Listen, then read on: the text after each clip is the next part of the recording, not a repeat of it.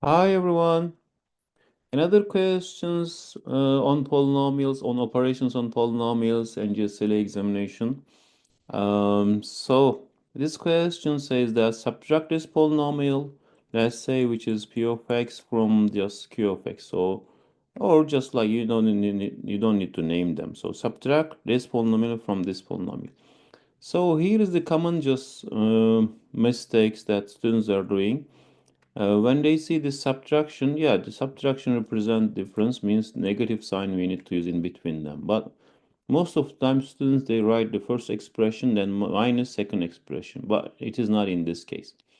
Think about that. If you subtract 5 from 8, for example. So subtract 5 from 8 means 8 minus 5. I'm subtracting 5 from 8. Because of that, so when this kind of sentence is given to us, so we write this as first expression and we write this one as a second expression here. Subtract 5 from 8, which is 3. Total different than 5 minus 8. 5 minus 8 is negative 3. So total different than from each other. But for this question again, what we need to do, subtract this from this. So from thing, we need to write first, which means that 3x squared plus 5x minus 8 minus, I need to subtract 4x squared minus x plus 6 from the first expression, okay? So this is the correct subtraction operation. Definitely we are not done yet. So this is the first thing that we need to pay attention. Otherwise, our result eventually will be wrong. So let's write the first one, 3x squared plus 5x minus 8. The second thing we need to consider the effect of negative sign. As you know, if there's a negative sign in front of the parentheses, that negative sign will affect everything what comes after that. Okay, so not only negative 4x squared, this negative x becomes positive x. And this positive 6 becomes negative 6.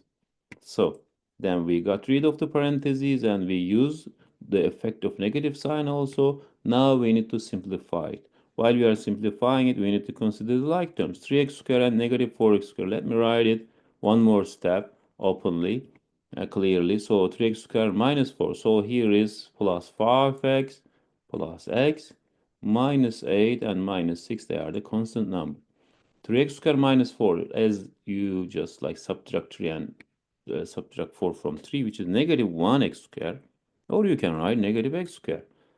5x plus 1x, which is 6x, and negative 8 and negative 6, which is negative 14. This is the final simplified version of the expression.